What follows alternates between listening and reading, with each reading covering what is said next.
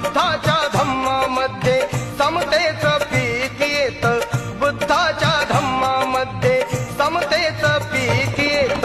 प्रज्ञाशील करुणेनं जीवनाचं सोनं होत, प्रज्ञाशील करुणेनं जीवनाचं सोनं होत. बुद्धाच्या धम्मामध्ये समतेचं पीक येत, बुद्धाच्या धम्मामध्ये समतेचं पीक येत. प्रज्ञाशील करुणेनं जीवनाचं सोनं होत, प्रज्ञाशील करुणेनं जीवनाचं सोनं होत.